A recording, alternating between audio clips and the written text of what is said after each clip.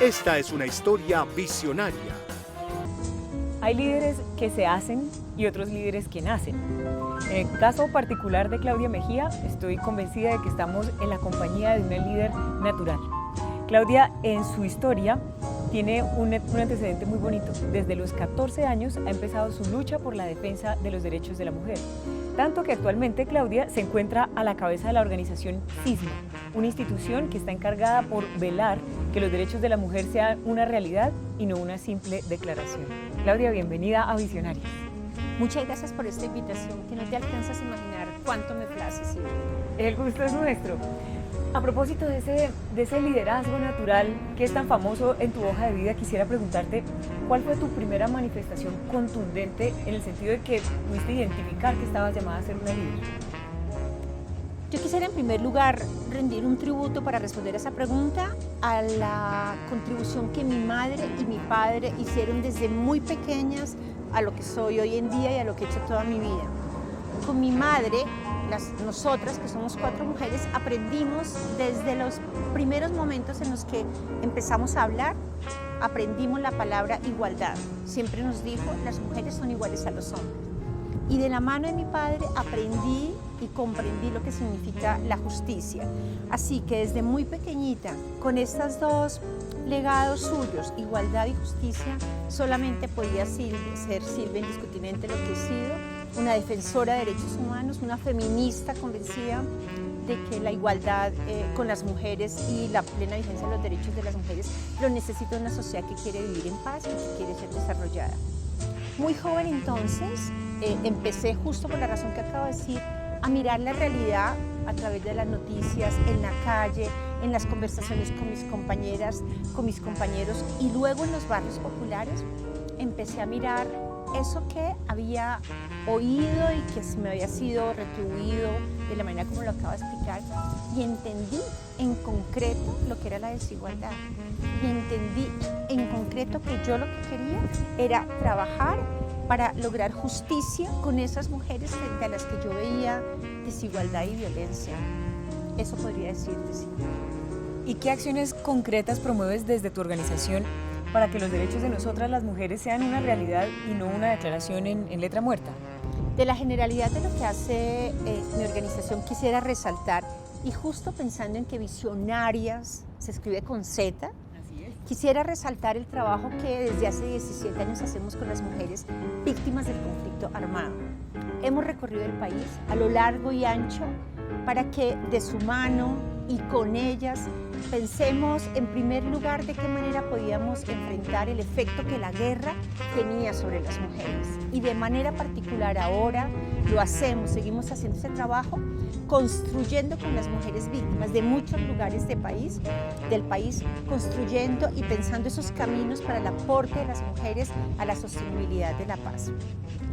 Siempre guiada, Silvia, de la idea, si alguien conoció el horror y ha conocido el horror de la guerra en las vidas de los seres que ellas han querido y en las vidas de sus cuerpos violados y marcados por todos los actores armados, si alguien ha conocido ese horror han sido las mujeres. Luego, si alguien puede de manera privilegiada aportar a una sociedad en paz, son las mujeres. Si alguien puede aportar a la construcción de una sociedad igualitaria, que tiene que ser nuestra prioridad ahora que por fin pareciera que podemos dar la página de la guerra, si alguien puede aportar a esa urgencia de construir desarrollo, de construir igualdad, son las mujeres, porque han vivido la desigualdad y la discriminación, porque saben cotidianamente lo que eso significa y luego saben cómo construir igualdad. Es decir, lo estamos haciendo convencidas de la idea de que las mujeres víctimas de la guerra, que no son pocas, Silvia, que estamos hablando por lo menos de un 60% de esas 7 millones de personas que hoy en día son cuantificadas por el Estado como desplazadas, esas mujeres son agentes de cambio de manera decisiva para garantizar ese tránsito de un país en guerra a un país en paz. Así es. Y acabas de hacer una descripción bellísima con una sensibilidad propiamente femenina de cuál es nuestro rol en el posconflicto.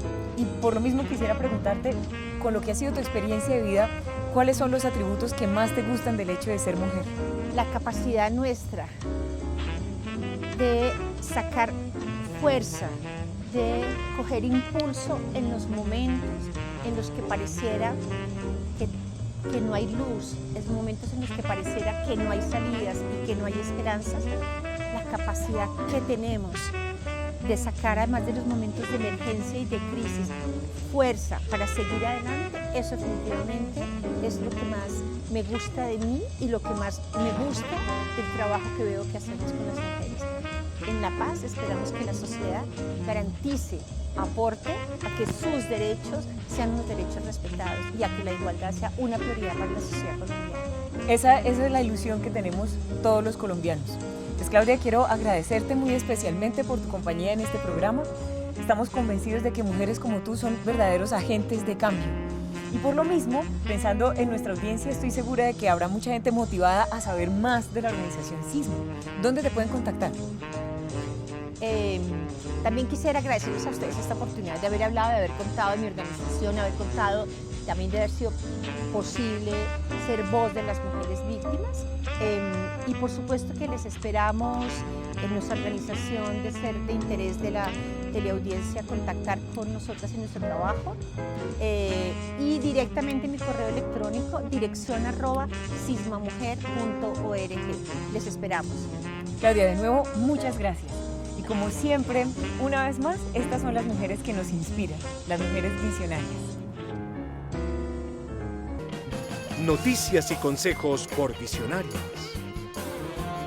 Fanny Miki, directora y empresaria de Teatro Colombo Argentina, reconocida por su liderazgo en el arte que logró trascender fronteras y lo inició en un país donde no había infraestructura sólida para el espectáculo y el teatro. Ella logró imposibles en la cultura colombiana. Hija de Camilo Mickey y Mónica Orlansky, nació en Argentina en 1930. Vivió en su país, pero como no obtuvo ayuda de su familia, se escapó de su casa a los 16 años, cuando en el país apenas se gestaba el movimiento que daría luz al nuevo teatro en Colombia.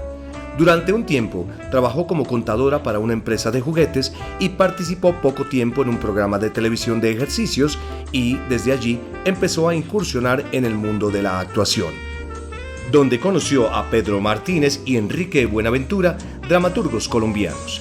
Y aunque su trayectoria como actriz fue muy extensa, lo que verdaderamente ha puesto en primer plano en el campo de la cultura ha sido la capacidad en donde impulsó eventos y salas de teatro a nivel nacional.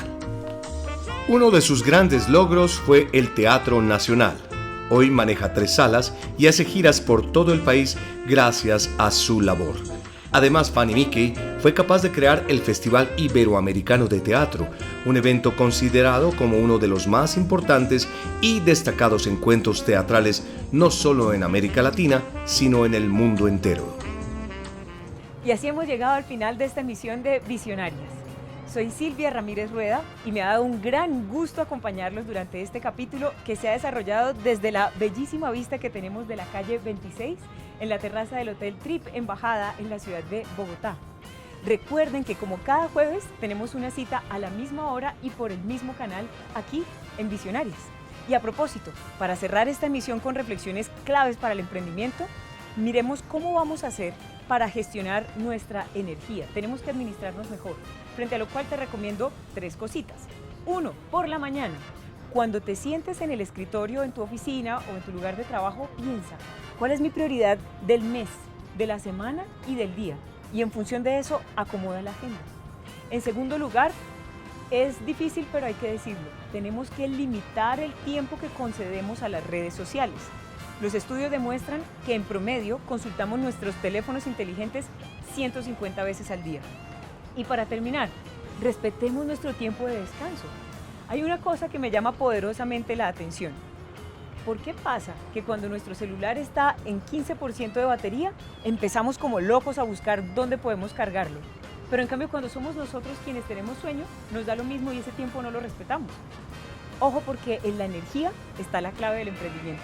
Y esto ha sido un capítulo más de Visionarias, un mundo de emprendedoras e innovadoras.